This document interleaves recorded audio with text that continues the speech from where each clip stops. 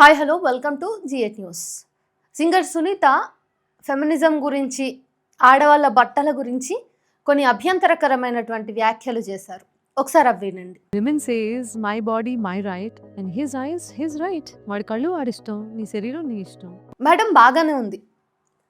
మీ బట్టలు మీ ఇష్టమైనప్పుడు వాళ్ళ కళ్ళు వాళ్ళ ఇష్టం, వాళ్ళ చూపు వాళ్ళ ఇష్టం అని అంటున్నారు.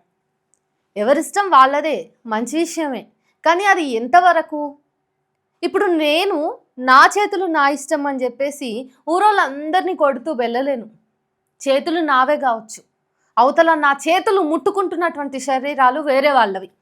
సో వాళ్ళ చూపులు వాళ్ళ ఇష్టం అని అనడానికి ఎందుకు అది కరెక్ట్ అయినటువంటి స్టేట్మెంట్ కాదు అనేది అడిగితే నేనేం జస్టిఫై చేస్తానంటే, ఆల్రెడీ చట్టం ఏం చెప్తుంది, ఎవరినైనా వ్యక్తిని 8 సెకండ్ల కంటే ఎక్కువసేపు తదేకంగా చూస్తే అది స్టాకింగ్ కిందికి వచ్చి లీగల్గా మనం వాళ్ళ మీద చర్యలు తీసుకోవచ్చు. అంటే ఒక వ్యక్తిని అట్లా పట్టి చూడటం అనేది చట్టరీత్యా నేరం. మేడం మీరే ఒక సందర్భంలో ఏం చెప్పారంటే, సినీ ఇండస్ట్రీలో మీరు ఒక అమ్మాయిగా అంటే ఒక మహిళగా కూడా ఎన్నో ఇబ్బందులను ఎదుర్కొన్నాను అని చెప్పేసి ఒక ఇంటర్వ్యూలో చెప్పారు. సో మీరు ఎప్పుడు ఎలా ఉంటారు? లక్ష్మీదేవి లాగా మీరు ఎప్పుడు నిండుగా చీర కట్టుకుని, నిండుగా అలంకరించుకుని తెలుగింటి ఆడపిల్లలాగా ఉంటారు మీరు కదా. మరి మీరు అంత చక్కగా అంత మహాలక్ష్మీదేవిలాగా అలంకరించుకుని ఉన్న మీరే కొంతమంది చూపులకు చేష్టలకు ఇబ్బంది పడుతూ ఉంటే మరి మిగతా వాళ్ళు ఇబ్బంది పడరా?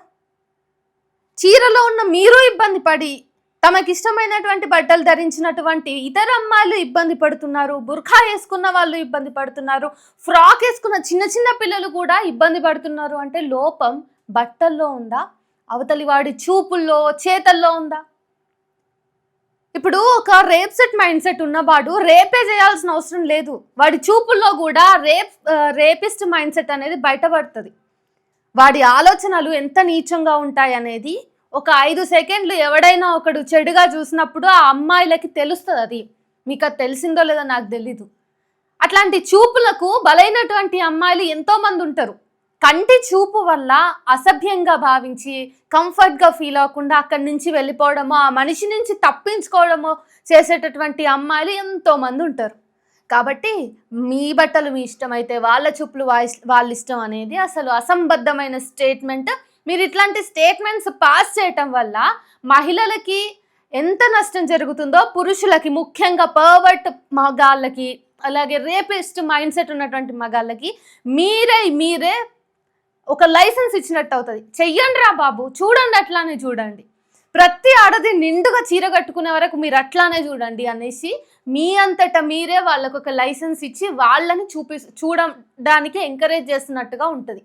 అందుకనే మీ మాటల కింద వచ్చేటటువంటి కామెంట్స్లో మగాళ్ళందరూ సూపర్ మేడం, ఇట్లా గడ్డి పెట్టండి, ఇట్లా చెప్పండి మేడం ఆ ఆడాళ్ళకి అని చెప్పేసి మాట్లాడతారు. సో వాళ్ళ ఉద్దేశం ఏంటి అంటే, ఆడవాళ్ళదే తప్పు, మగాడు రేప్ చేసినా వాడి తప్పు కాదు, ఆడదాని బట్టలనే ఎప్పుడు బ్లేమ్ చేస్తుంది సొసైటీ.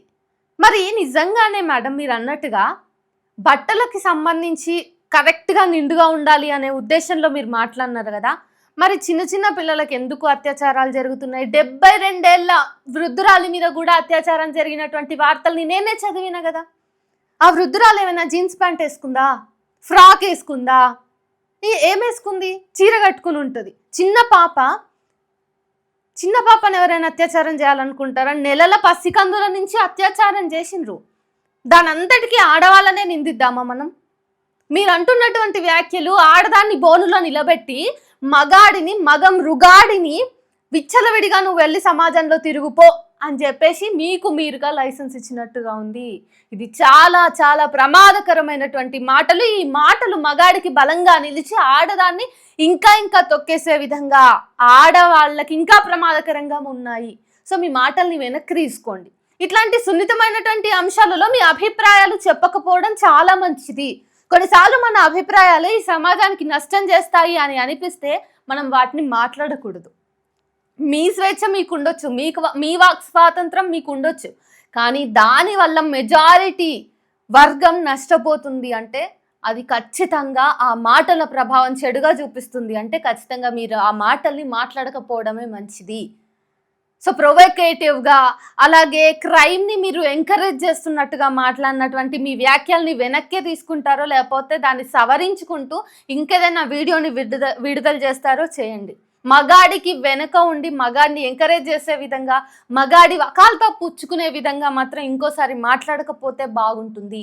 ఇది ఏ రకంగానూ ఫెమినిజం కాదు. ఫెమినిజం ధోరణిని తప్పు పట్టించేలాగా, ఫెమినిజం అంటేనే జనాలు ఇప్పటికే హో ఫెమినిస్టా నువ్వు, హో ఫెమినిజమా, ఇదెక్కడి సిద్ధాంతం, బర్తెగింపిది అని చెప్పేసి మాట్లాడుకుంటున్న వాళ్ళందరికీ మీరు బలాన్ని ఇవ్వకండి. మీకు ఇష్టం లేదా మీరు చీరలే కట్టుకోండి, మీరు చీరలు కట్టుకోకండి, ఫ్రాక్ వేసుకోండి, ఇంకోటి వేసుకోండి అని ఎవ్వరూ అడగరు. మీరు చీర కట్టుకోవడం అనేది మీ హక్కు. కానీ మీరు చీర కట్టుకుంటే కూడా వాడు కత్తులతో చూస్తున్నట్టుగా అలాంటి చూపు చూడటం అది వాడి హక్కు కాదు, అది నేరం. సో మిమ్మల్ని చెడుగా చూసే వాళ్ళ మీద కూడా మేము మాట్లాడతాం. కాబట్టి ఆ మాటల్ని వెనక్కి తీసుకోండి.